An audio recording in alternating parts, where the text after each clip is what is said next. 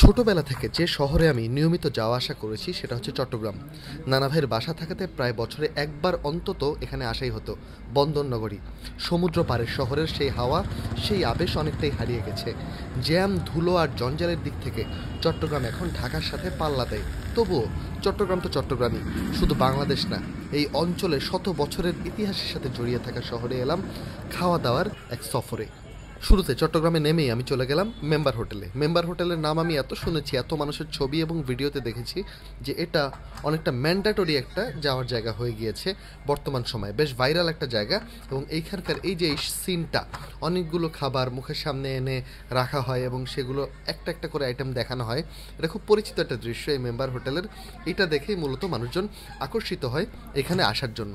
তাই আমি বলবো এখানকার খাবারের মান বেশ ভালো, তবে খাবারটা ফ্রেশ কিনা সেটা নিয়ে একটা প্রশ্ন থেকেই যায়, যেহেতু অনেকগুলো খাবার একইভাবে অনেকক্ষণ ধরে রাখা হয়ে থাকে এইখানে।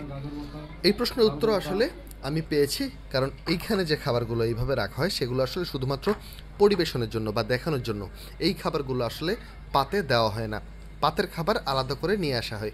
তো আমি এখানে মূলত ভর্তার প্রতি যেহেতু আমার আলাদা ইন্টারেস্ট আছে, ভাতের হোটেলের প্রতি আমার আলাদা একটা ফ্যাসিনেশন আছে, শুধুমাত্র ভর্তা খেতেই গিয়েছিলাম। তবে সাথে পরবর্তীতে লোভে পড়ে অন্য আরও দুইটা আইটেম নিয়েছিলাম। তো কী কী ভর্তা নিয়েছি আমি একটু আপনাদের দেখাই। প্রথমে হচ্ছে লাল মরিচের ভর্তা।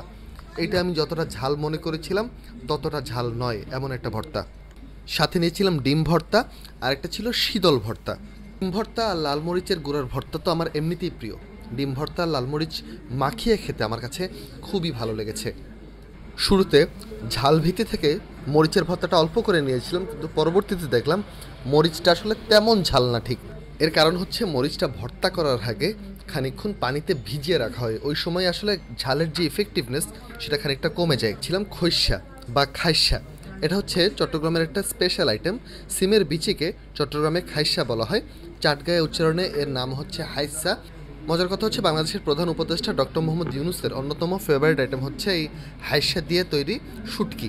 এইসব হোটেলে ইউজুয়ালি যেটা হয়, আমার খাবার মেনু বা আইটেম খুব বেশি লিমিটেড থাকে না, কারণ আমি এক একটা আইটেম দেখি বা অন্যান্য টেবিলে কী কী অর্ডার করতেছে যখন শুনি, তখন অন্য কিছুই অর্ডার দিতে মন চায়। তাই এইখানে আমি অর্ডার করলাম পরবর্তীতে গরুর মগজ। গরুর মগজ আমার যে কোনো জায়গায় ভালো লাগে, বিশেষ করে মামার হোটেলের গরুর মগজ, যেটা নীল খেতে, সেটা আমাদের খুবই প্রিয় একটা আইটেম। তাই এইখানেও আমরা অর্ডার করলাম গরুর মগজ এবং এটা খেতে খুবই সুস্বাদু ছিল। খুব ভালোভাবে মেল্টেড গরুর মগজটা যখন আমি লাল মরিচ ভর্তা দিয়ে খেলাম তখন সেটার স্বাদ আরও বেশি বেড়ে গেল। মেম্বার হোটেলে যখন আমি যাই তখন রাত 8টা-9টার মতো বাজে, তখন কিন্তু প্রচুর মানুষ মেম্বার হোটেলে ভিড় করেছিল এবং অনেকেই এখানে রাতের খাবার খেতে আসেন। চট্টগ্রাম বা চট্টগ্রামের বাইরে থেকে মূলত যারা আসেন তারাও এখানে খাওয়া দাওয়া করেন। চট্টগ্রামের একটা ব্যাপার আছে, চট্টগ্রামের লোকালদের যদি আপনি জিজ্ঞেস করেন যে চট্টগ্রামের রেস্টুরেন্টের কোনটা আপনার সবচেয়ে প্রিয় আইটেম, তারা কিন্তু খুব একটা বলতে পারবে না, কারণ তারা বাসার বাইরে খুব একটা খাওয়া দাওয়া করেন না। বিশেষ করে ভাত ভর্তা এই ধরনের আইটেম তো প্রশ্নই আসে না বাসার বাইরে খাওয়ার। মেম্বার হোটেল থেকে বের হওয়ার সময় এখানকার একটা মিষ্টি খেয়েছি, এটার দাম 35 টাকা। এটা বেশ সুস্বাদু ছিল, তবে 35 টাকার তুলনায় এটার সাইজটা খুবই ছোট ছিল। মেম্বার হোটেল থেকে বের হয়ে হোটেলের সন্ধানে রওনা দিলাম বাইক নিয়ে চট্টগ্রামের আমার অন্যতম প্রিয় রাস্তা, যেটা হচ্ছে টাইগার পাস দিয়ে সোজা চলে যায় সিআরবি হয়ে। এই জায়গাটা চট্টগ্রামের অন্যতম প্রিয় একটা রাস্তা আমার, এবং খুব সুন্দর। ভিডিওতে আসলে 10%ও আসছে না যতটা সুন্দর। সেখান থেকে আমি চলে গেলাম চট্টগ্রাম রেলওয়ে স্টেশনের দিকে।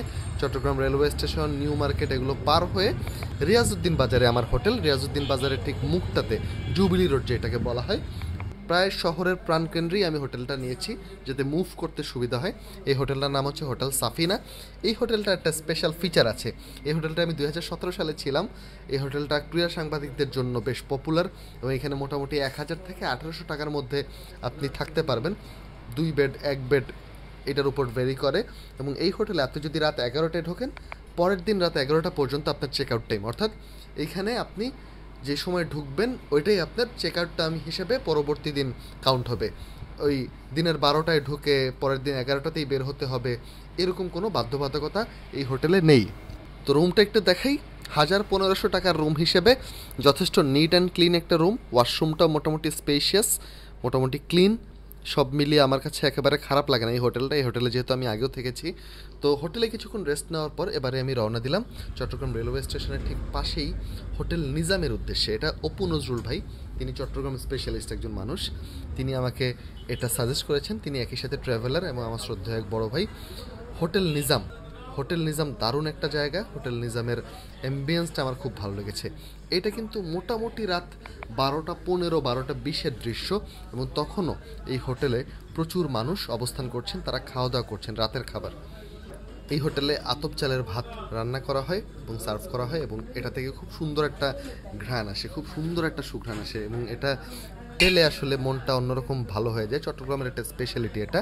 এবং তার সাথে আমি নিয়েছিলাম এখানেও 3 পদের ভর্তা, যদিও 3 পদের মধ্যে 2 পদ আমি খেয়েছি।